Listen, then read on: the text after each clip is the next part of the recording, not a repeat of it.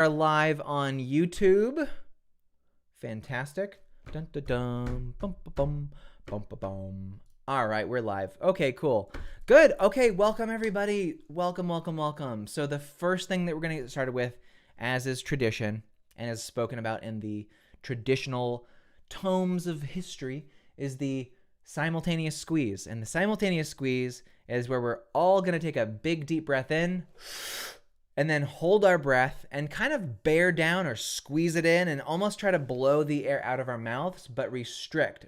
It's called breath retention exercise, where it's almost like you're going to try to blow up a balloon, but we're not clowns, so we don't do balloons here, okay?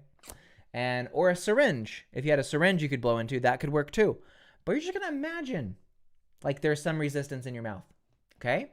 So it'll be like this. Like that. That's how your face should look.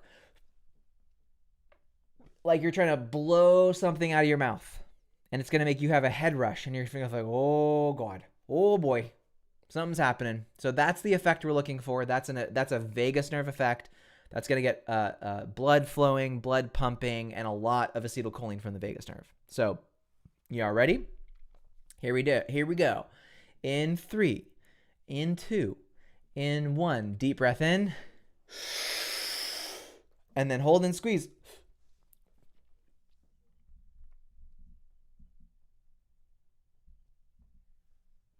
And exhale slowly. Great. I'm getting a great effect today. I feel really good. So that's the effect. Whoa. That's pretty cool. That's nice. That's refreshing. So share in the chat. 1 if you got something. 0 if you got nothing. Hey, TK, good to see ya. Awesome. Welcome. I think that's a big woohoo kind of sign there. So that's really good. Good. Okay, got a 1. We got a 1. We got people getting high off their breath. Amazing. Come to old Papa Sterling. We'll get you some squeezing. No problem. Yeah, right? Sharp. And see, the thing is, the better you get at this, the more you can kind of control and regulate that process. Whereas somebody doing it for the very first time in their life is like, I don't know, I feel kind of dizzy. But today, and just so you know, I did tons of my practices today, okay? I ultrasounded, I did red light, I did breathing, I did HRV paced breathing, I did exercise, I walked, I did my hour of power, I did my VR, I did basically tons of things today. It was a good day. It was a really good day. And so yeah, that felt pretty good. So maybe we'll do that again at the very end of the call once we turn off YouTube. So anyway, let's get into it. So what is the subject for today? The subject today is called priming your vagus nerve through affirmations. Now, what we're going to be talking about is a couple of concepts that I think could be really relevant to your overall health. I think the first thing that's worth saying is that your mental, internal thoughts do control your vagus nerve from moment to moment. Oh, Kimberly, hey, good to see you. You love it. Awesome. Wonderful. I love it too. So the internal dialogue in your head does control and turn on or turn off your vagus nerve. So when you have stray thoughts that are like, oh, then your vagus nerve goes, ugh, like that, and it recedes back into its little shell in its little cave. But when you have expansive thoughts of, ooh, I'm grateful, or ooh, thank you, or you give words of gratitude or affirmation to others. For instance, I was driving back from a really successful meeting that I had in Seattle yesterday. I had a relatively big commute because I had to go downtown. And on the way, I was listening to my affirmations in the car through my headset, which I'll link this today. And just a certain point where it was like, remember what you're grateful for in your life. Like, is there anything that is you could be grateful for right now? And I was like, you know what? I'm really grateful for my partner. And so I said, hey, SIRI, the voice assistant. I said, hey, SIRI, send a text message to so-and-so.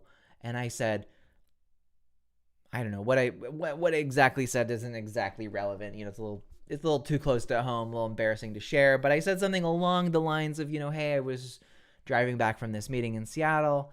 I just wanted to let you know that I really appreciate you. I'm so grateful for you. Like my best companion, my best friend, my best advocate. And I'm just really grateful for you in my life. And I hope you're having a good day, and I'll talk to you later. And then SIRI was like, okay, would you like me to send the message? I was like, yes. And so that one got shut off.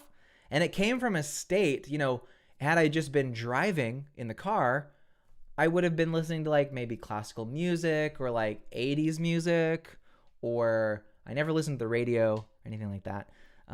But had I been listening to anything else, I don't think I would have been in the headspace to want to feel like I really need to send this message. And so, and then actually sent one to my mom too. And then I sent one to another friend. So I was just like in such a good mood, and I was being prompted from my headphones saying, really good, positive affirmations about, there's so many things in your, anyway, you'll have to listen to it yourself to see what's actually on it. I won't go into, it's like explaining why a joke is funny. You just have to try it, basically you have to be there. Go to the comedy club to get the comedy. So anyway, I sent off all these messages and took a ferry home, and it was, extraordinarily productive. All I can say. So just driving around, I had these on around my ear, and they're playing, The Hour of Power, which is on here. And something about it was just so prompting. It primed my brain to just be like, cool, what are the avenues here? What else can I do? And I was like, oh, I have, there's a call from a company that I work with that, provides some great software that we use with all of our clients. And I said, well, I've been trying to get back and forth. I've been playing phone tag with one of their representatives. And so I decided, I'll just call. So I just called them from the car. Turns out that we missed each other. I got another call, but there was something great about being prompted mentally, mindset-wise, to just make good little decisions. There was just a series of really good, positive decisions, which were all reciprocated back, right? So I got really good, wow, gosh, that conversation I had with my partner, that phone call I had later that night, was amazing. So it was funny because I was in such a good state. I sent that text message from the car using my AI voice assistant, SIRI, and I really just was just upfront and thank you. I'm grateful for you. I appreciate you. And I hope you have a good day, and I'll talk to you soon. I'll talk to you later. And what I got back from that in the conversation later that night was like, you could really feel the reciprocity, so to speak, in that conversation. It was really beautiful. So all of that really does impinge on your vagus nerve being in a good state versus you being in a state of like fear or stress or conditioning, as you might call it. So when your brain is in a state of fear and your body is reflecting that, those really nice, very small little decisions that you get to make will just generally not happen. And had I been doing most other things that I usually do in a car, I probably wouldn't have, none of those things would have crossed my mind. So that's just a small example of some of the little tidbits or little benefits or little kind of micro stories that you can start to develop when you do incorporate what we're going to talk about today. And that is called engaging the parasympathetic system through the hour of power. And so there's a document that I'm going to share here in just a moment, which is a linked PDF, just like we did yesterday. I'm going to drop that here in the chat. So it's called Engaging the Parasympathetic State with the Hour of Power audio. Okay. So I'm going to put that in there. Okay. Good. And then we're going to do the same thing on over on YouTube as well. So you have that. But yeah, so when you make these good micro decisions, you're able to get some pretty powerful, do you know the term like asymmetrical? Like the input is you put 1 unit in, you get 4 out. So it's an asymmetrical. It's, the input doesn't mirror the output. When you put good stuff into the vagus nerve, like if you put 1 unit of good, if you do one good thing into your vagus nerve, could be lots of things. There's lots of things that you can do, and that's like literally what this whole group is about, is just an obsession with this thing called your vagus nerve. How do you put 1 unit of good into your vagus nerve and track if that output is at a more than 1? Greater than 1 is the only equation we need to work on. Okay? So cool. Anyway, write a 2 in the chat if you're with me and you're like, this sounds appealing to some degree, right? If this sounds appealing to you, then type a 2 in the chat so I know at least you guys are somewhat paying attention or listening or whatever. Okay, cool. Yeah, TK, thank you. Yeah, and you're right. So it can be this kind of an exponential, self-referential, feed-forward feedback loop that grows and grows and grows. They call that the upward spiral in a lot of kind of traditional ways. So we're kind of like decoding the upward spiral a little bit, right? What is that small input unit that you can afford to put in? Because I know, a lot of people here, and I appreciate TK for a 2, Shart for a 2, Marcy for a 2, Kimberly for a 2. Thank you so much. And I know there's a couple of shy ones who are just kind of like, who is this guy? Who is this dude? I'm sussing you out. Because I know I can see how many people are watching the video and how many people are commenting. We have a couple who are, a little bit on the back burner, but you'll come around sometime, hopefully, or whatever. So yeah, it's decoding that background process of put 1 in, get 1.1 out. What would that do in your life? If you put 1 unit in and you got 1.1 out, and that fed back into the first part. So now you have 1.1 to put in, and then you put out 1.2. You put in 1.2, but now you get 1.3. You put in 1.3, you get 1.6, something like that. And that can get you to put 2 in, get 4 out, sort of. So that's, honestly, if I were just going to kind of essence what this whole Facebook group really is about, is trying to decode, like, how do you get out more with less in a lot of ways? Because some people, so let's take it must have been 3 or 4 days ago, maybe last week or something like that. I was talking about these, like, again, anytime you run a business, you're always thinking about, well, my audience has to have some kind of a shared common, I don't want to use the word enemy, but a shared common oppositional force that's like that they are in some part responsible for the misinformation, that there's some responsible party outside of us that takes claim and takes ownership over why this space wasn't so clear in the past. And some of, again, I think that whatever, they're not an enemy. I think they could be turned into allies in a way. Is these like blog posts, these bloggers on the internet that do posts that are like kind of like, like, hey, how do I get some quick money? Oh, thank you, Brenda. Thank you. Appreciate you. I see you too. See, I gotcha. Reeling them in. So that shared kind of common oppositional force of the blogger who writes the blog that says, stimulate your vagus nerve with these top 10 things. Gargle with water and, massage your earlobe and tickle your concha and stick your finger down your throat and try to gag. And, here's the thing. That's like putting in 0.4, 0.5 and getting in like, getting out 0.2, are you still getting something in and out? Yeah. But gosh, me having done this for so many years, many in the comments can attest to this, that a lot of you have some health issues that are kind of a lot harder to deal with than like something that gargling or humming is going to fix, right? Let me ask you this one again. Put a 3 in the chat if you know for sure that the health problems that you have or had would not have been resolved with a year's worth of breathing or humming and gargling. Let's just say humming and gargling are the 2 top recommended things for stimulating your vagus nerve, for toning your vagus nerve.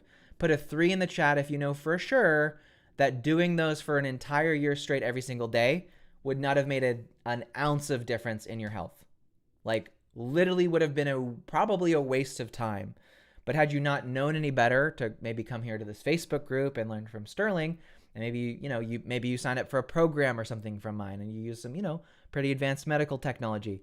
Maybe, perhaps, that, again, that's the 0.4 in, 0.1 on the out for humming and breathing. Breathing is pretty good. I will admit, the right kind of breathing is good. Good. So Kim, we got a 3. We got a 3 from Shar. Marcy got a 3, and TK's got a bahaha, but she meant 3. Good. So yeah, so exactly. So there are, again, we're just trying to quantify what time are you going to spend in that, again, in the health category. Your vagus nerve is part of your health. It really is.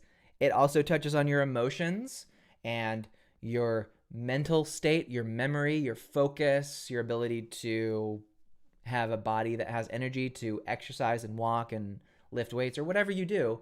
So again, it's quantifying the input and quantifying the output. And there are a couple things that I've learned along the way in my own journeys, just as a human being and as a, again, I'm really lucky given that I got into a field of pretty advanced, I would say, I don't know, not to turn you off a little bit, but there's something about what I do that's a little science fiction-y in some ways. I mean, think about it. Pretty much main kind of work that I've done for the last, how long?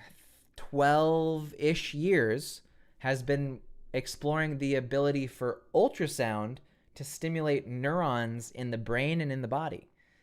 And we're talking about, in a world where traditionally people think of medicine or interacting with the body as, well, you got to put a needle into it, you got to put a drug into it, you've got to cut it, you've got to hit it, you've got to physically do something like remove an organ or cut this nerve or inject this weird neurotransmitter toxin to stop something or start something. In a field, in a world where the most common approach to doing things to the body is all material manipulation. I worked in a field where it was like, what if you took frequencies of sound, ultrasound, and use those to subtly manipulate the membranes around neurons to evoke action potentials, and then use those action potentials to stimulate and drive a neural activity in either the brain or in the vagus nerve. So it's pretty science fiction-y, right? But in quantifying it, I've gotten to see over many years what the input of ultrasound into a vagus nerve gets you on the output, right? Arguably, I would say, yeah, if you spent, let's say, 5 minutes gargling water, like that, or you spent 5 minutes stimulating your vagus nerve with ultrasound, I could absolutely say which one's going to come out ahead versus the other, right? So ultrasound does seem to be in that category of 1 point in, 1 unit in, and 2 points on the out, right? So that's a powerful relationship, right? So I think that's a good jump. That's a good asymmetrical input and output. You put 1 unit of stimulation into the vagus nerve at a certain protocol and location and time and everything like that. Again, you can't, if the hole is only 1 unit big, you can't go stuffing 10 units in. So yeah, ultrasound is effective, but if you use an overpowered machine, you can actually damage yourself. So you have to be like, okay, well, the unit is 1, the input is 1, but how the energy is compacted into that 1 unit should unfold into something greater than what was put in. So it kind of like origami unfolds into 2, and then that makes you feel better. You sleep better, you feel better. You use the ultrasound, you put it back in, and so you get this kind of a feedback loop. So it's the upward spiral. So that's why things like VNS can be so effective.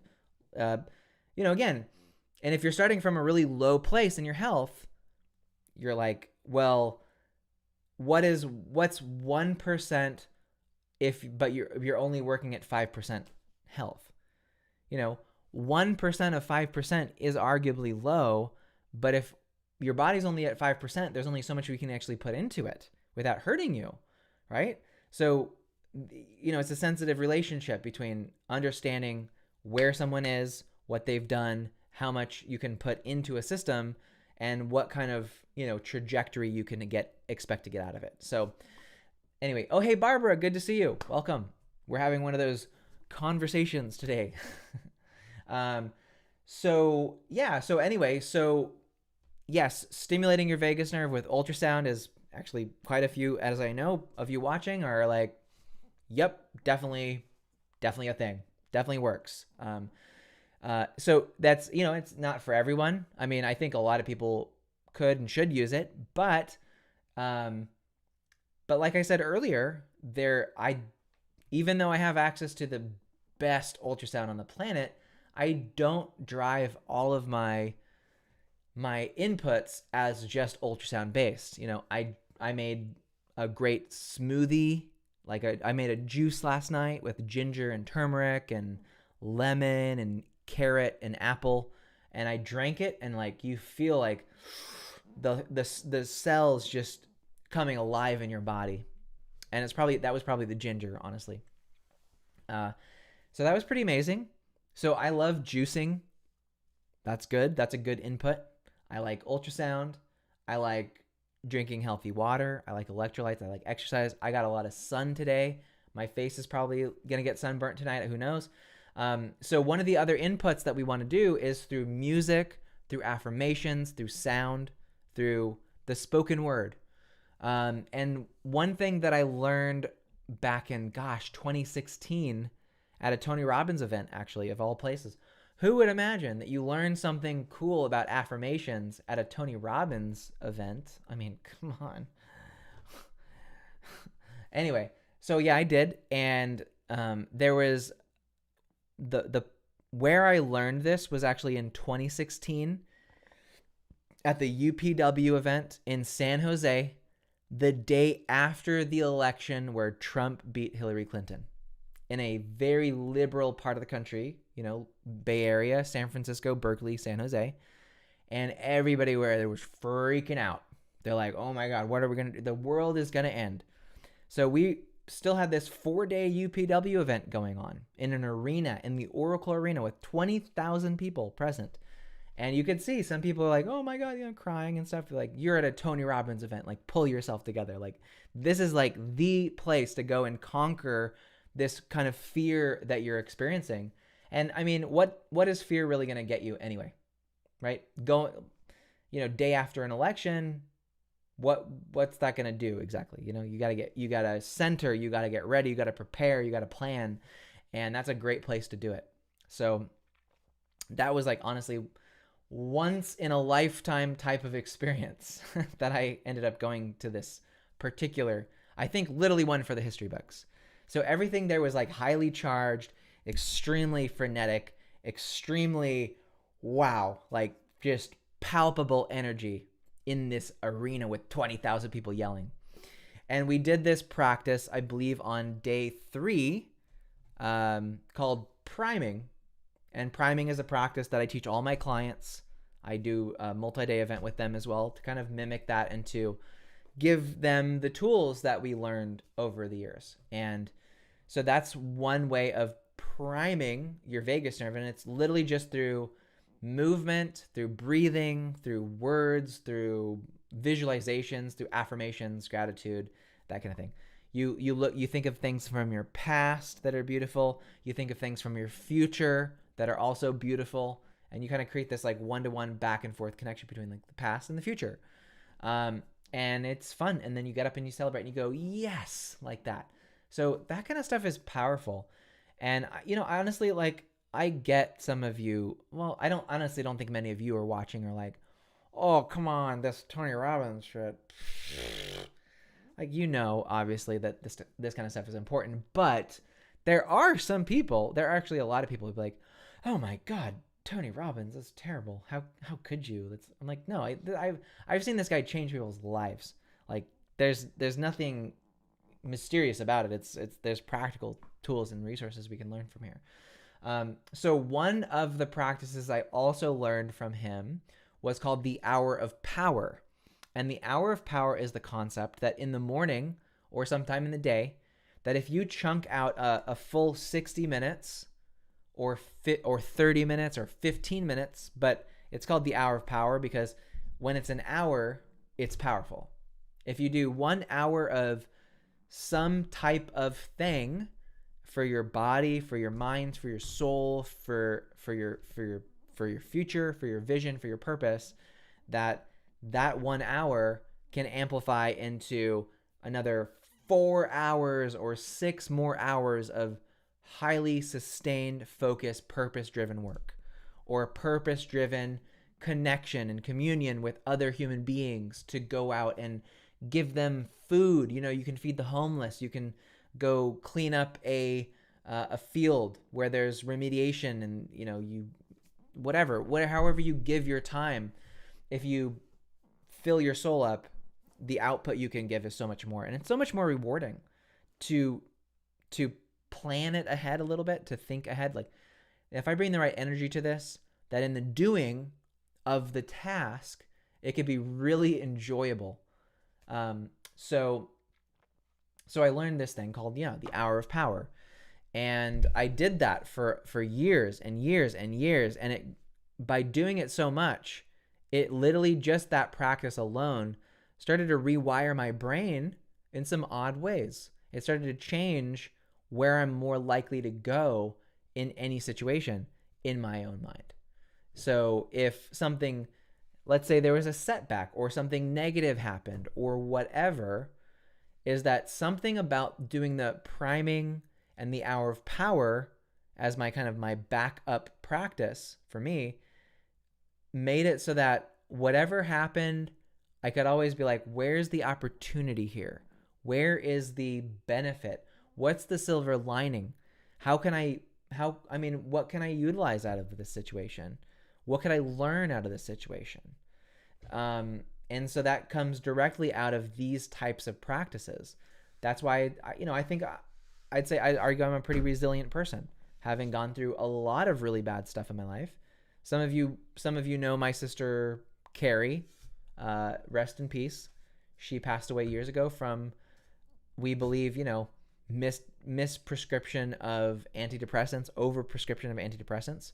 And guess what? She was on a lot of antidepressants and she was really depressed. So I don't know, you do the math. Maybe it's an anecdote thing, but I certainly learned a little bit more than I anticipated in that. And I got to see how it just destroyed her soul, destroyed her mind.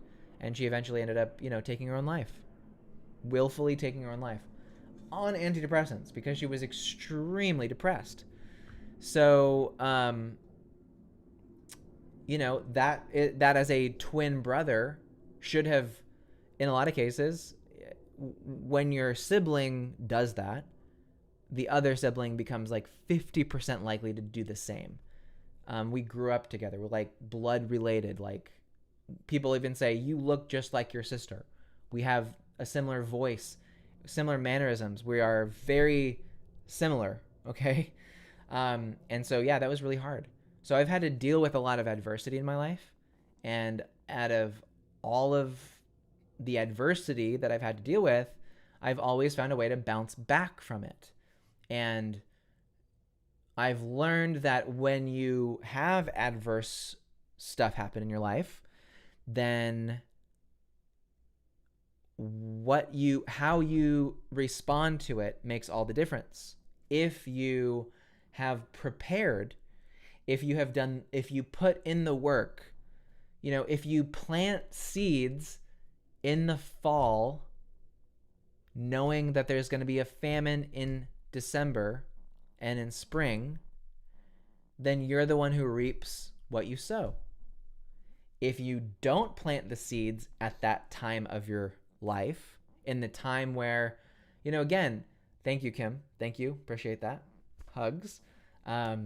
If you don't plant good seeds in your mind in the time where it's sunny outside and you can still see, then when it comes to the hard times, the times of despair and famine and crisis in the system, then you're the one who's going to be hand out, begging, asking for something, asking for some kind of help, whatever it might be. So you have to be very attentive to, hey guys, it's summer right now. We can all go play and frolic and just ignore all this stuff, right? You'll probably feel a lot better today in the summertime than you will in the wintertime. I should know. I live in the Pacific Northwest. Seattle, Washington, it gets so foggy up here in the wintertime. There's no sun. It rains. People get depressed, okay? So I get it. But in the wintertime, I'm not like, oh my God, I hate my life. This sucks. I'm like, oh, cool. It's more opportunity to continue to show up in my life, to show up for the good practices. But in the summertime, when I could be out on the beach or just lounging about, which is probably really healthy, like probably a really good idea to do, which I still do, I'm still at home, still meditating, still doing breath work, still doing red light, still doing ultrasound, still doing VNS, still doing whatever, priming, hour of power, all that kind of stuff. Because those things pay off for the crises that, I don't want to say that crisis is inevitable, but it kind of is. That's just the nature of the world we live in. So it's pretty important that you do this. Again, how do you do it? The answer to that would be find something that you can systematize, that you can make it so easy to make the right decision when the wrong decision is always going to be immediately available to you. The way that social media and entertainment in general and kind of the processed junk foodification of everything and every commodity in the planet exists today is that it becomes only like one click away to do something that is like, sinful behavior, like whatever, drinking sugar, consuming processed foods, watching junk TikTok compilations, whatever it is. The practice, the ability for you to, with a button press, to make probably some bad decisions, bad being relative. I mean, you go do drugs or something like that too, but whatever. The ability to make bad decisions that just waste your time, waste your life, and don't do anything good for you. They act as distractions or delusion. It's at your fingertips, on your phone, right here.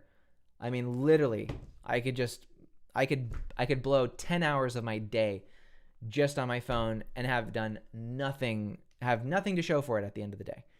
Have we all been there, right? 4 in the chat if you've been like, oh my God, I just blew through 3 straight hours of doing nothing, and I have nothing to show for it. Either you just got like kind of sucked into Facebook's short videos, you got sucked into YouTube. 4 in the chat if you've done it too. I'm going to put a 4 in the chat. I've totally done it. Oh my God. I have absolutely looked at my day and been like, and especially during the lockdowns in 2020, where everything was just going to complete garbage. And you're just like, oh my God, like the world is ending and what are we going to do? Right. So yeah, it's so easy to get sucked into it. So thank you, Shar. So as far as how do we how do we do this? How do we take the same principle, this kind of casinoification or gamblingification? I'm making up words right now. On making it more likely that you make bad decisions. How do we make it easier for you to make better decisions? How do we create a system out of this? Well, what I always found that is, even though the audio, the Hour of Power audio that is in that document, that's really, really good. Just let me ask, out of all those watching, have you done the Hour of Power, and is it awesome? Like, write awesome or wow or amazing, just some word to describe. Like, if you've done the Hour of Power on the headset, as I've, instructed many clients to do throughout the years, if you've done it, what is your one word response to, like, how does it make you feel? What is your reaction to it? Right? Something on there is powerful, right? And so when you do it, it's great.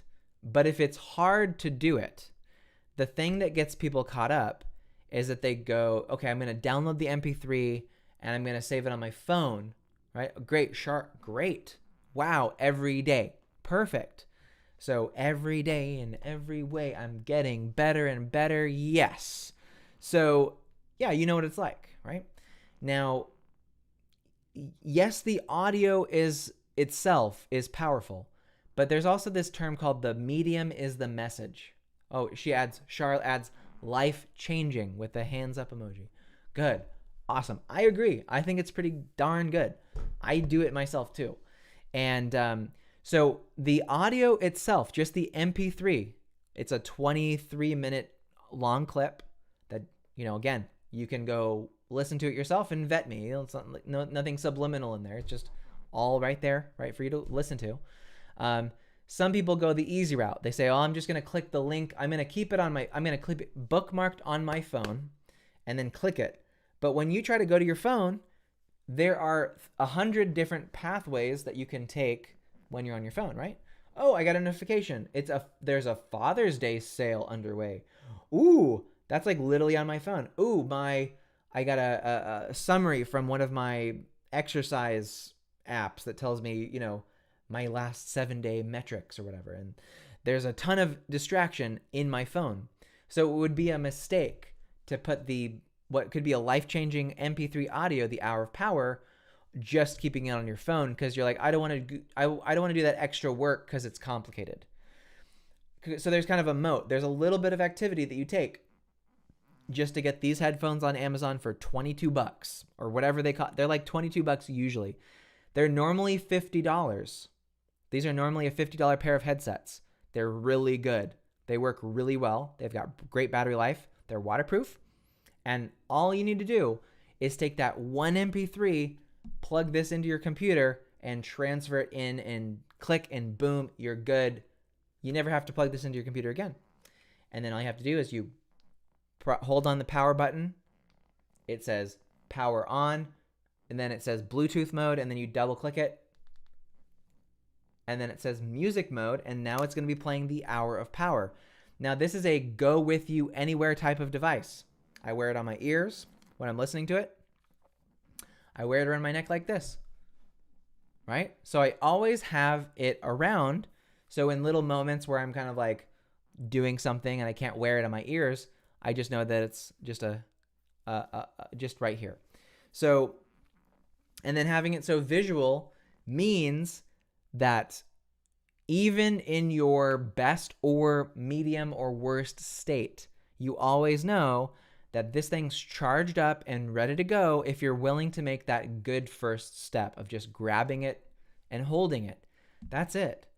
It's so easy to hold. It's so lightweight. It's so beautiful. It's a beautiful thing. I don't sell these, but maybe I will someday. I don't know.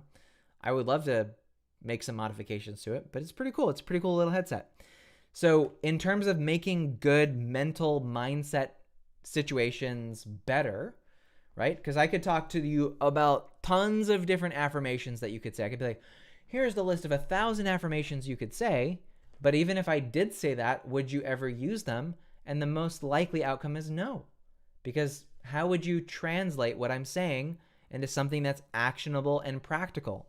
You notice, okay, look, guys, I mean, this may seem like an innocuous comment from from Charlene here. You may be looking at like, she says, okay, wow, exclamation point every day. Okay.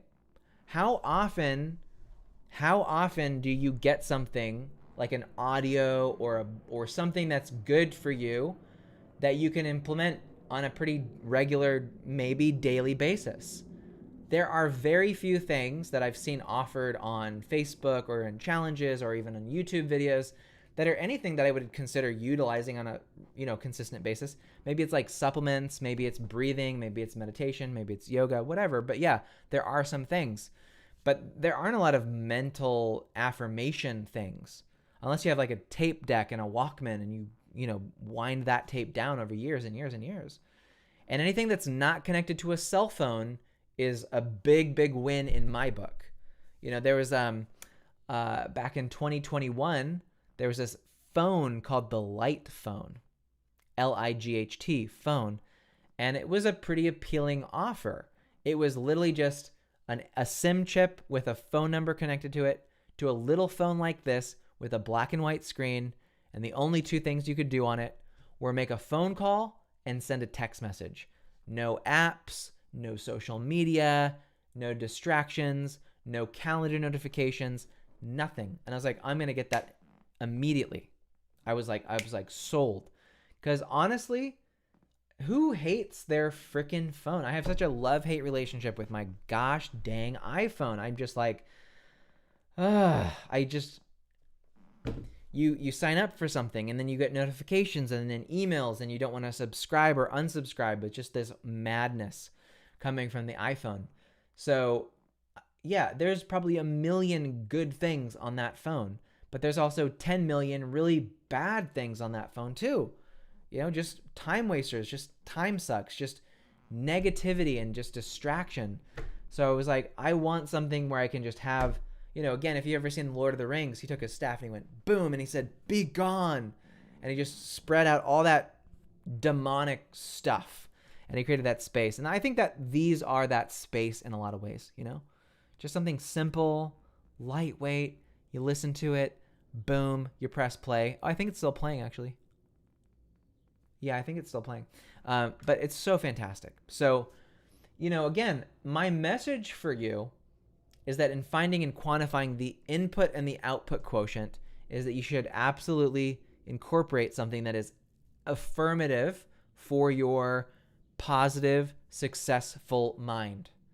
And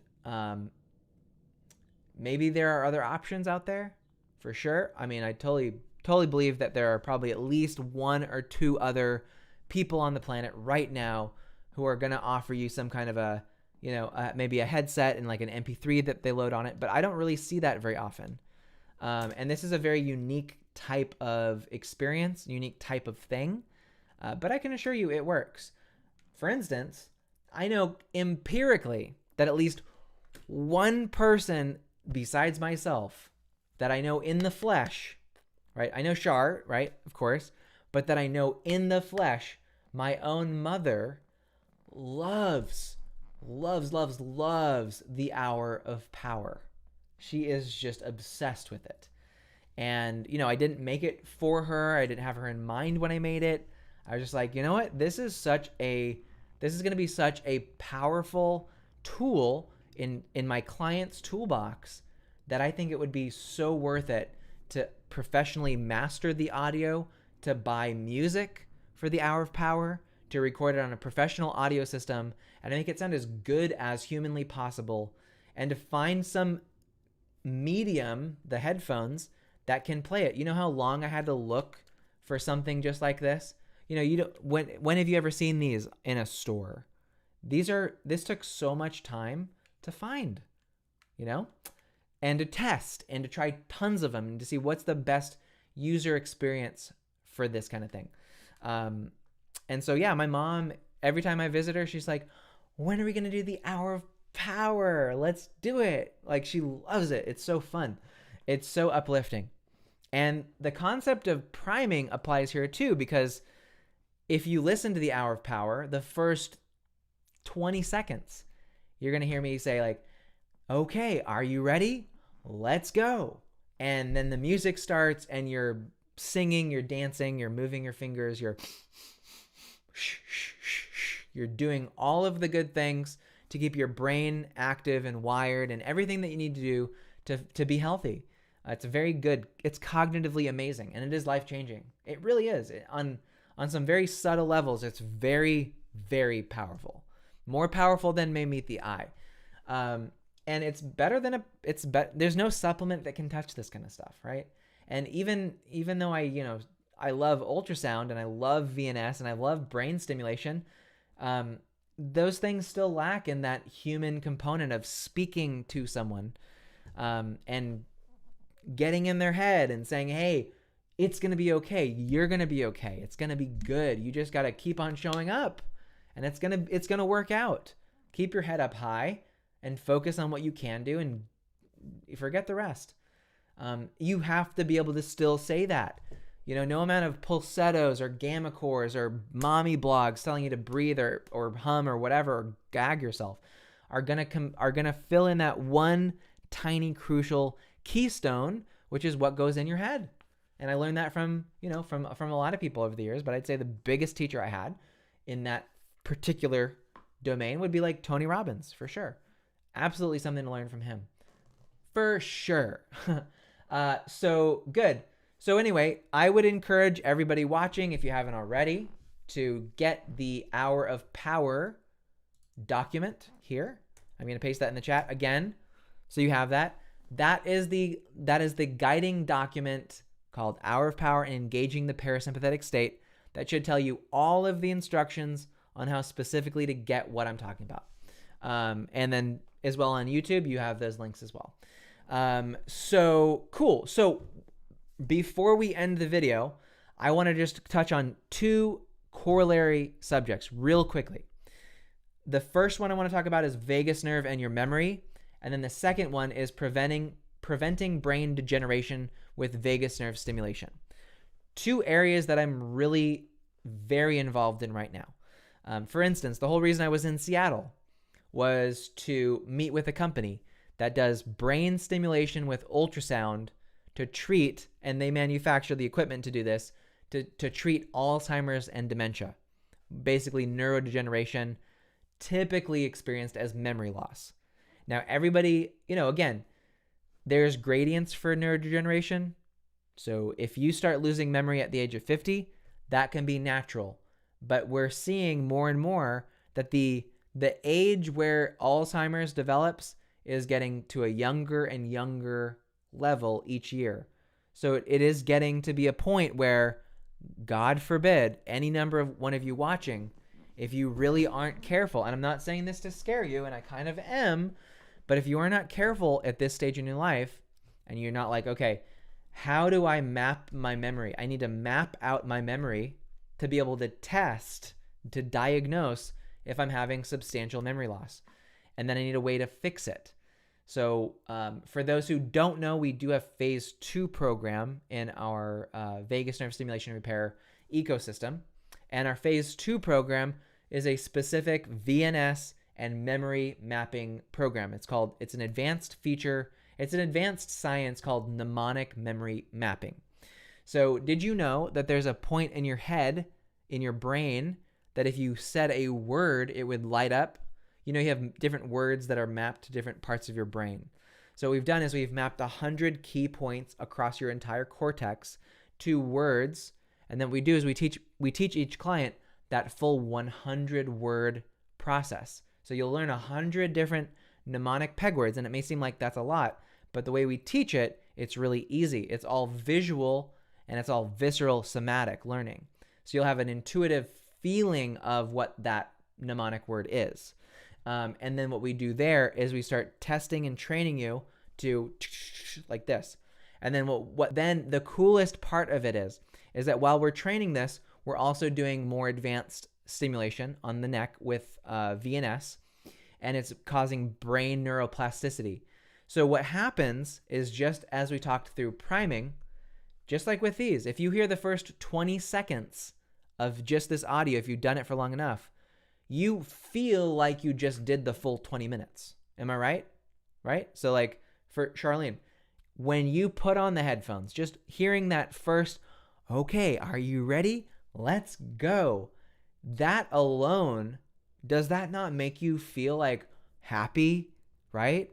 Like yes or no? Yes in the chat. If just the first few words of the hour of power immediately sparks that full feeling that you get usually from the full thing. For me, it absolutely does. Charlotte, she says yes, absolutely. So that's called priming. It's kind of like Pavlovian conditioning. Okay, so Pavlovian conditioning is where and TK says yeah, absolutely as well. Thank you. So Pavlovian conditioning is, you ring a bell, you feed a dog some dry powdered food, they have to create a lot of saliva to eat it. You keep on doing that, and eventually you just ring the bell and present no food, and the dogs are there just drooling, right? So that's priming. So, of course, we're not feeding you food and doing any kind of weird, experiments like that. This is about your emotional, mental priming. And so if we can get you from this to just, okay, are you ready? Let's go. Even me saying it like that, I'm sure you guys listening, like, I recognize that. I'm just, boom, it puts you in that state. I feel good right now, like saying it that way, it reminds me of it. It makes me happy. I feel happy right now just saying that. So the same thing applies with neurodegeneration. If we talk about your memory, we first map out that full 100 list, but there will be a point in that training where all you need to know is the first 10 pegs on the 100-point list. So all you need to do is just say, Tai no mo ro la joy ki fi pi toes. And that's the first list of words out of the full 100. And you start the whole mapping of the entire 100 without having to do the full 100. So it's a pretty powerful method. And this is something that we use to circumvent and prevent, guaranteed, that neurodegeneration will not come to you. And you will not lose your memory. You have to map it though. It's like, oh my God, my house is infested with termites. I didn't do anything for 10 years when it was developing. Can I fix it? It's going to be pretty difficult, right? I would try, of course, but again, this is good to learn now rather than when you're experiencing the first signs of neurodegeneration. Do this. This is the thing you do ahead of time, because the statistics are scary. Is it like 1 out of 20 people develop some form of neural degeneration like Alzheimer's or dementia, or at least some kind of like severe cognitive decline, brain fog, etc.? Yeah. So that's kind of scary. So certainly in terms of preventing this from developing, there are absolutely methodologies that can be used. Similar concept is almost affirming your memory, but it's not going to be like, okay, think of something beautiful. It's going to be like, okay, we got to learn the specific train of memory of words and map that now. Like, for instance, one of the best treatments they found for patients who were like full blown in Alzheimer's was to put headphones on their ears and play music from the 1950s when they were a kid. And guess what? These folks, and they were in an old folks home, they were in a retirement home with like basically a hospice care for people with extremely progressive dementia.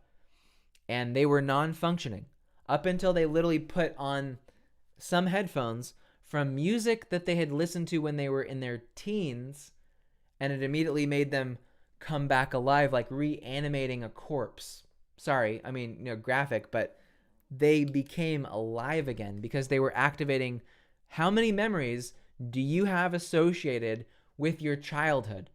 If I played one song for you right now, and it was from your childhood that you grew up listening to, you would be like, oh my God, I forgot about Susie and Becky. Oh my God, the time where we threw water balloons at each other. Wow. All that is accessible through music. So what we can do today is we can start literally preemptively placing those pegs, those mnemonic pegs, those memory spots in your brain today, so that when you do get to 70, you're like, my memory is fantastic. I have no issues with that. And it's also visual and instant recall. And I can see things and remember what I read. I have a photographic memory. So for those who know, when I do ClickUp, so I do ClickUp. The reason I have it written down isn't so I have to go back to it all the time, because my eyes like the contrast of what it looks like. So for instance, here, maybe at risk of you seeing the rest of my room, I don't know if you can see this. I'm going to show you right now. This is my ClickUp. That's what it looks like right there. Okay? So I'm looking at my ClickUp. Okay? I'm going to come back to me. So what that does is I have something written down and I visually snapshot it, and then it's in my memory, basically. So there are certain techniques that you need to learn in order to be able to do that.